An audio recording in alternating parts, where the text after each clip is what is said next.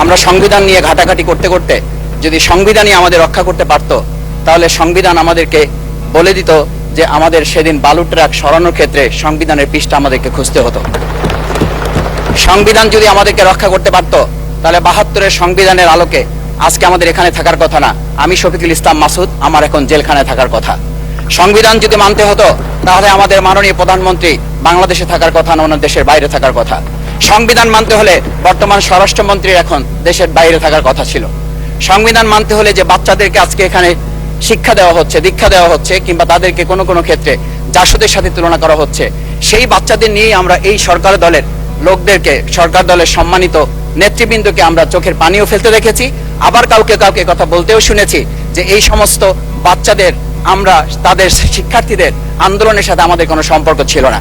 আমরা খুব লজ্জিত হই মাননীয় স্পিকার, আমাদের এই বর্তমান সময়ে আমরা যদি এটা খেয়াল করি যে আমাদের বাংলাদেশের এই বর্তমান প্রেক্ষাপটটা নতুন করে এখন যে গণভোটের যে আজকে ন্যায্যতা অন্যায্যতা, সাংবিধানিক পৃষ্ঠা, লাইন, অক্ষর, দাড়িকমা আমাদেরকে শেখানোর চেষ্টা করা হচ্ছে, যদি সেটা হতো তাহলে বাংলাদেশ জাতীয়তাবাদী দলের সম্মানিত মহাসচিব তিনি কয়েক হাজার পুলিশের বেষ্টনীর মাঝখানে একা একটা মোবাইল নিয়ে তাকে আমরা দাঁড়িয়ে থাকতে দেখেছি, তখন সংবিধান আমাদেরকে রক্ষা করতে পারে নাই।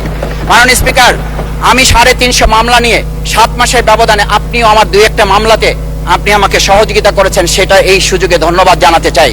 আমার 350 মামলা জামিন করতে 7 মাস সময় লেগেছে, আমার বের হতে সময় লেগেছে 4.5 বছর। আমি সেই 4.5 বছরে 3 বার রিয়ারেস্ট হয়ে 2 বার গুম হয়েছি।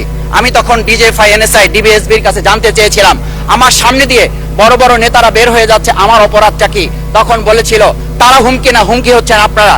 আমাদেরকে যখন শেখ হাসিনার শেষ সরকার নিষিদ্ধ করেছিল, তখন তারা 14 দল মিটিং করে বলেছিল এই জামাত শিবিরই হচ্ছে সবচেয়ে বড় সমস্যা, তাদেরকে নিষিদ্ধ করলে এই আন্দোলন থেমে যাবে। আজ একটা কথা পরিষ্কার বলতে চাই, এই গণবিপ্লব নিয়ে আমাদের মাথা ব্যথার মূল কারণ হচ্ছে এখানেই শেখ হাসিনা আমাদেরকে যথার্থ টার্গেটটা করেছিল। সেই টার্গেটের মূল লক্ষ্য ছিলাম আমরা। আমাদেরকে বলা হয়েছিল একটা গুলি করলে একটা সরে বাকিগুলো লড়ে না, সেই লড়ে না লোকগুলো ছিলাম আমরা মাননীয় স্পিকার, যার কারণে আমাদেরকে তারা ভয় পায়। আমরা এখন বর্তমান সময় ভিডিও দেখতে পাই যেই শেখ হাসিনা বাইরে থেকে বলেছিল আমরা এই দলকে ভোট দিতে বললাম, আর সেই দল আমাদের সাথে আবার বিশ্বাসঘাতকতা করেছে। আমরা সেই শেখ হাসিনার বক্তব্য শোনার পর আমরা কাউকে আজকে এখানে বলতে শুনে নাই শেখ হাসিনার ওই বক্তব্য সঠিক নয়। এই মানুষ প্রতারিত হয়েছে, বেইমানি করা হয়েছে। আবার যদি গণভোট, জুলাই সনদ নিয়ে এই জাতির সাথে প্রতারণা করা হয়, তাহলে মূল্য দিতে হবে শুধু নয়, আবার আমাদেরকে 17 বছরের সেই জেল জুলুম, নিপীড়ন, গুম খুনের জায়গায় আমাদেরকে ফিরে যেতে হবে। আমি মনে করি পরিষ্কার বক্তব্য, গণভোটের প্রতি সমর্থন না জানিয়ে জুলাই সনদকে যদি আজকে ইগনোর করা হয়, তাহলে আমাদেরকে কিন্তু আবার সেই গুম খুনের আয়নাঘরের দিকে আমাদেরকে ধাবিত করা হবে। আমি মনে করি গণভোটের বিরোধিতা করার অর্থ হচ্ছে আমরা আয়নাঘরকে সমর্থন করতে চাই। গণভোটের বিরোধিতা করা মানে হচ্ছে 70% মানুষকে আমরা অন্যায্যভাবে তাদেরকে আবার ধিক্কার জানাতে চাই। আমি এখানে স্পষ্ট বলতে চাই, আপনারা যেমন 51% সমর্থন নিয়েছেন, 70% প্রায় জনগণ কিন্তু গণবিপ্লবের, গণভোটের পক্ষে তারা রায় দিয়েছে।